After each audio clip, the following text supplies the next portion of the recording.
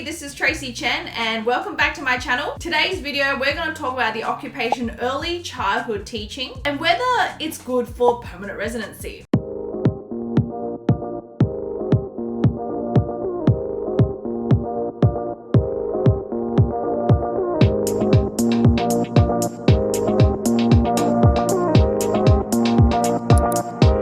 Recently in my consultations, a lot of people have been saying, I've been told that if I just study this course, early childhood teaching, I can apply for PR. I think it's a little bit misleading. They said that someone has told them that, whether it's an agent or, the student counselor or whatever, then that's fine. There's somewhat truth to it, but it's not as easy as it sounds. So the way that, to me, how they've been receiving that information is, okay, you study this course and then you'll be eligible for permanent residency. You just apply, which I don't think is correct. So today I'm here to debunk some myths. I'm going to talk you through the requirements, and then that way you can really decide whether it is a good course for permanent residency. Now, before we get started, I really appreciate if you would like and subscribe and share this video with people that need it. I know you and a lot of friends, a lot of people have been sold this course, have been told, oh yeah, if you study this, you can get permanent residency. So hopefully this video can give you some clarity around it. And also just talk about the migration pathway for early childhood teachers. Now, before I get stuck into it, first of all, the reason they are saying this is because a lot of early childhood teachers have been invited to apply for permanent residency lately. To be honest, like all of our clients who are early childhood teachers who have been eligible to apply for an expression of interest to be invited for the 190 or 189 visa, they're already invited. Some of them visas already granted and they only finished the course 6 or 12 months ago. So that's why they are saying that, but it's not that simple. So let's get stuck into it. Now in Australia, to become an early childhood teacher, you obviously have to have a minimum bachelor degree, and that bachelor or one of the qualifications, whether it is the bachelor or the master's or a graduate diploma, has to be in early childhood teaching. So there's a couple of different ways that you can do this. So the first option will be to study a bachelor of early childhood teaching in Australia. You must have completed 45 days of supervised training as an early childhood teacher, and that is teaching children who are birth to 8 years old. The second option is that you've completed a bachelor. It could be Bachelor of Accounting from overseas, it could be Bachelor of Commerce, and then you study a Master's of Early Childhood Teaching in Australia. Then you've got your Bachelor, which is that 4-year qualification that you need. Then you've got your 2 years of education, which is in early childhood teaching, which includes the 45 days of supervised training, teaching children from birth to 8 years old. Together, you'd be eligible to apply as an early childhood teacher. I'll explain how to do that later, but I just want to put the 3 options up first. The last option is if you've completed a minimum of bachelor degree, whether it's in Australia or overseas, it does not have to be relevant. It could be a Bachelor of Marketing, it could be a Bachelor of Accounting. You then can complete a graduate diploma in early childhood teaching in Australia, which is a new course. It's only just come up in the last couple of years. With the bachelor and the early childhood teaching together, you'll be eligible to apply as an early childhood teacher. That is the minimum qualification requirements in Australia. So if you kind of just remember those 3 options, you're on the right track. Now, the reason there's this whole bachelor, there's this whole supervised teaching, there's this whole, whether it's graduate diploma or master's required, is because it's one of the requirements for a skills assessment. So you may have seen in my previous videos, to apply for any expression of interest to be invited for permanent residency in Australia, you need to have a skills assessment. Like, there's no way around it. And I know that, some states are like, oh yeah, they've removed the work experience requirement, they were invited, no work experience, things like that. That's true, but it depends on the occupation. And early childhood teaching is one of those occupations that is in demand, is on the medium-term occupation list, but it does not require work experience to have your skills assessed. Back to those 3 options I said. So if you kind of took those 3 options, you should be eligible for a skills assessment. There's some additional things you'll need to do, and that's exactly what we're going to talk about. So the most straightforward way is if you've completed all your studies in Australia. So remember, the bachelor is an absolute requirement. The requirement is that you must have completed 4 years of bachelor or higher degree in Australia. So that's why if you do a 3-year bachelor plus a master's, that's 5 years. You do a bachelor plus graduate diploma, that's 3 plus 1, that's 4 years. So that's kind of how you want to add up. So let's just go through the options one by one. So the first option, you've completed a Bachelor of Early Childhood Teaching in Australia and it's 4 years. In that case, if you look at the requirements for a skills assessment with ATSL, it's called ATSL, so Australian Institute of Teaching, School and Leadership or something like that. Anyway, just look up AITSL.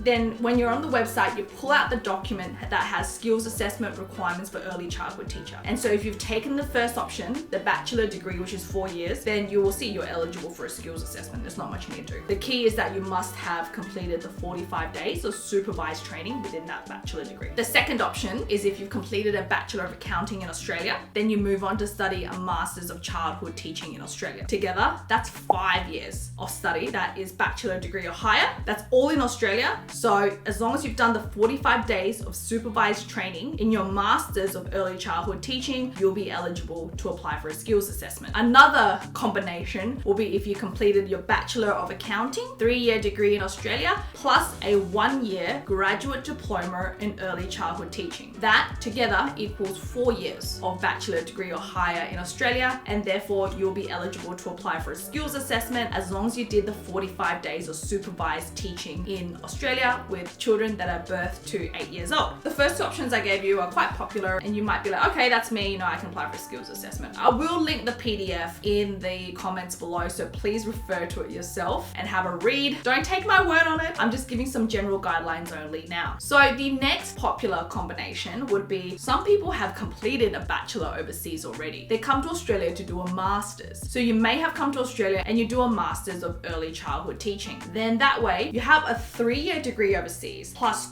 2 years here in Australia. You study 5 years of a bachelor degree or higher, so you meet the qualification requirement. But if you look at the English requirement, you don't meet that because you didn't study for at least 4 years in Australia or UK or one of those countries. Therefore, you must meet the English language requirements to get a skills assessment as an early childhood teacher. And this is actually quite hard. The requirement is you must score for IELTS academic. There's no PT option. There's no IELTS general option. For teaching, you must do academic IELTS, and the test must be within the last 2 years, not 3 years like, other immigration requirements. Remember, this isn't an immigration thing. This is a skills assessment thing. So if you have that combination, you'll need to sit an English test. Academic IELTS 8 for speaking and listening, 7 for reading and writing. That's why you hear people say 88, 7. That's what they're kind of referring to there. Another combination would be they've done a bachelor overseas, they come to Australia, they do a master's of accounting maybe. So they've done a bachelor of accounting overseas and they come to Australia, do a master's of accounting. Then they realize, accounting is quite competitive. So they study a graduate diploma in early childhood teaching, which a lot of agents are advising them to do. Now let's have a look at this. So you've got 3 years of bachelor overseas, 2 years of master's here in Australia, plus another 1 year of graduate diploma here in Australia. That's 6 years of study. So you meet the qualification requirements, 6 years of bachelor or higher, but you've only got 3 years in Australia because you have masters plus the graduate diploma only, so 3 years. So you still don't meet the English requirements, so you must complete the English test to get a skills assessment. And that combination is probably the combination that gets most people. Although a lot of people are like, I can do that, just have a look and really assess it before you jump into it, because it's not as easy. It's definitely doable. We have a lot of clients who have achieved it. However, it was a very difficult journey. So I have a client who did the test 14 times. 14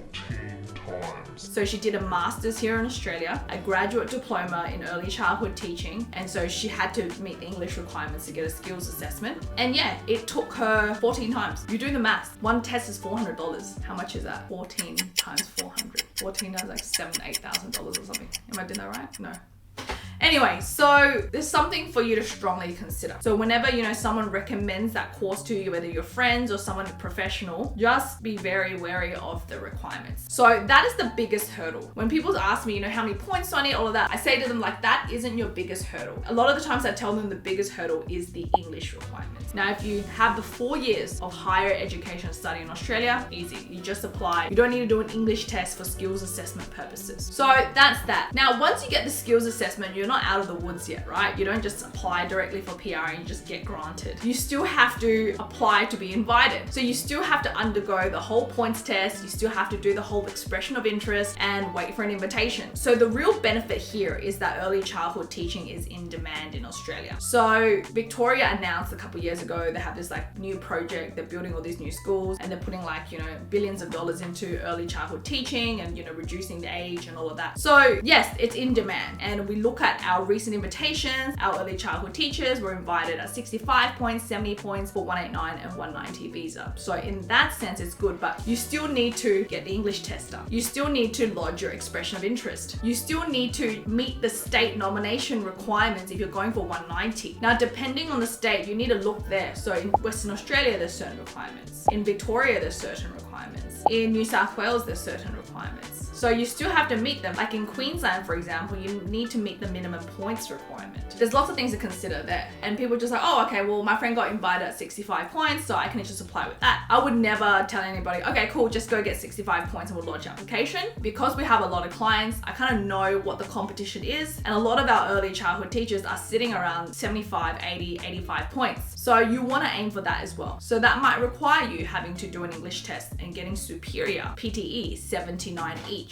These are the kind of things that you really need to look into if you want to study this course and apply for permanent residency. So I've just mentioned a lot of things there. They're all the things you have to do before you can even lodge your permanent residency. So that's something that really didn't sit well with me when people were telling me that. I thought just like misinforming people that they can just apply for PR, you still have hurdles you need to cross. But at the end of the road, the good thing is, okay, early childhood teachers are in demand in Australia. Australia wants more of them, so they are inviting more for permanent residency. So that's something that you can keep in mind. So if you want to apply for the 189, 190, whatever, I've done separate videos on that. This is just so you have some clarity over the requirements of the skills assessment before you even get to that. We've only just crossed the skills assessment hurdle here. You'll need to look to the other videos to look at, hey, what are the requirements for 189? What are the requirements for 190? But again, I just want to say all of our clients who are early childhood teachers have already been invited. If not, their visas have already been granted. So I hope that video was helpful. Don't forget to like and subscribe and share this video with people who need it. Thank you so much, and I'll see you guys in the next video.